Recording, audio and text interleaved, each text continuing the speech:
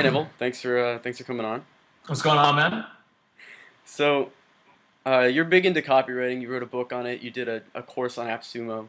I was talking to I run a meetup, and I was talking to some people, and a lot of them have an email list, like of people, but they either haven't reached out to the people or they only send blog posts and haven't sold anything.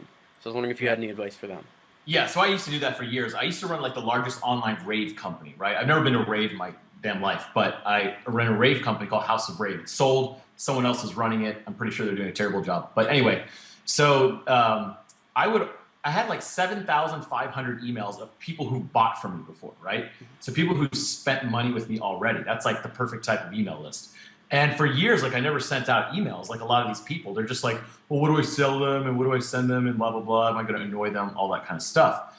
So all these like marketing people I started to get to know here in Austin were just like, dude, you got to monetize that email list. You have to send like emails and stuff to them. I started studying like Gary Halbert. So like this is some of Gary Halbert's stuff, all the printouts. Hmm. Here's his book, How to Make Maximum Money in Minimum Time. He's dead now.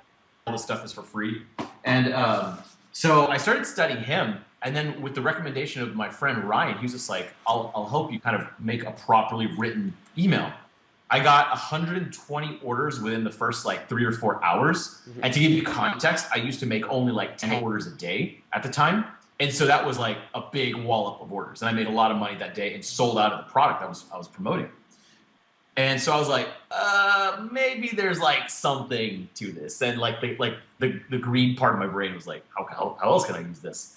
And so from there I learned the value of copywriting. And basically what I say like on the bottom of this book, like what it says right there is, communication is getting information from one brain to another. So my brain to yours. Now that could be like I could go like and that means monkey. I could also say monkey, and like what a monkey looks like, right? So that's what when I say copy, I spell it like KOPY. Hmm. The COPY is just like copy written on a page. Copy, I think, encompasses everything. That's just from shit I made up, but at the same time, I think it encompasses everything. So video, audio, however you're trying to communicate is copy.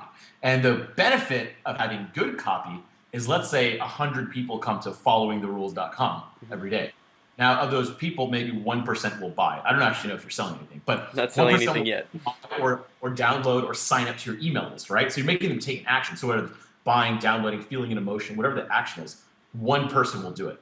That's a 1% conversion, right? 1 out of 100. But if you have better copy and spruce it up and we'll put a button here instead of over here, all those things together can boost it up to, let's say, 10%. That means 10 people per day are buying or downloading whatever you want, or email a list or anything like that. So that's the benefit of good copy, and it's huge. You can have huge impact on your business. Right. So what did that first email look like? Where you were sending out some emails first, and then like what did that? It was the total opposite of whatever I was doing. And on my site, if you Google Nevblog, just go to Google Nevblog Quick Sell Experiment. You should be able to find this free PDF I have. You don't even have to like sign up for your email or anything; just download it. But it has all the original newsletters I used to have. Or you could go to search houseofrave.com newsletter or something. There's a page, and it had all these like really long, great, like formatted with big buttons and everything emails. They got really high click-through rates because they were pretty and people just wanted to click them, but no one bought anything. And I was just like, I don't give a shit if people are clicking. I want two people to open it, but I want both of them to buy. I don't really care if anyone opens. I want buys. And so the next email was just like taken from like kind of like Gary Halbert. He was like, do the opposite. So it was no formatting, no like banner that said House of Rave. It was just a personal letter from me trying to sell these like little LED finger light thingies that I used to sell a lot of. And I saw a hell of a lot of them that day. And That's so awesome. it was the total opposite. It was easier. It was faster. People liked it more. People bought more. I was just like, I don't see the downside of this. Mhm. I was talking to somebody a couple days ago, and he said he has this email list that has like a 25% open rate because all he's sending out is blog posts. Good. And he's afraid that if he starts selling to the list, people will stop opening the email or like unsubscribe from him. That's like a myth. Actually, the more you email them, usually like the more people read them and get used to them. And also like so a lot of people can't take any rejection. There's going to be this natural churn of your list. And it's not a lot. Like some of these scammy internet marketer fuckers, they always like there's like, yeah, 50% turnover a year. That's not the case if you send good shit out. Like my stuff, the AppSumo list, people unsubscribe, but it's like 0.1%. And think about it. You've probably unsubscribed from emails before, right? Like I go on Amazon all the time. Yesterday, I unsubscribed from all my Amazon emails, even though they're highly relevant. It's just that I don't have time for them. Like I don't want to see new stuff that I want to buy all the time. Like I don't want it. Even though they're good emails, I don't want them. For whatever reason, it's just not like, that's not a good fit for me and Amazon at the moment, those emails. Some point I might like them. I had Groupons coming to me before. Right now, I don't have them. And for just whatever, not that I don't like Groupon, I just didn't want to get the emails. So some people are going to unsubscribe. So what he should do is send out good information to that list. So if you're on my copywriting list or my Nevblog list, I'll send you awesome stuff all the time through emails. People look forward to my emails. So whenever I consult with people and like set up autoresponders for them and write them with them and stuff, they're always like, well, let's start off by saying like, hey, I'm Alex from Following the Rules, and I'm an awesome person, and here's my thing, and I play the guitar, and I live in New York, and blah. No one gives a shit. Like, no one cares right away. When people care about you, they'll like actively seek out information about you. And so what I tell them is just like, don't talk about yourself, talk about them. Like, so if they signed up for a copywriting list, there's probably a reason. They're probably like interested in copywriting. So if you sign up at like nevblog.com, at the top there's an email list or copywriting course, it's the same email list.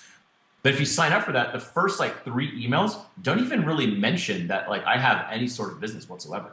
They just give like straight up copywriting advice before I even mention ever who I am or anything like that. And so people are just like, wow, this is good stuff. And then when I do start promoting a course or anything, they know that it's because it's actually going to help them. And my free stuff helped them so much that the paid stuff's going to be even better. And so that's what I recommend people do. Give them good information. Give them stuff they can use. And then if he's not sending it out because he's scared, you also recommend just trying it once and seeing what happens, right? Oh yeah, you'd be shocked. I mean, if you could give me more information, I could definitely give you details. Yeah, well, his company, it's like a recycling, like paper shredding business for B2B. So every month, companies will like get a bunch of papers that they need shredded, and his company comes and like picks them up picks up the papers and like delivers them away for them. Okay, so that's like a commodity service that he's providing. Like they don't want to hear too much about it. Well, Yeah. what he can do, instead of writing like long length things, he can send like, why do people want paper shredding services, right? So there's a couple of ways to do this. One, if he just wants sales, he could be like, he could send weird articles about like people who should have shredded stuff or people that like uncovered like secret information about companies because of that, and then offer his services.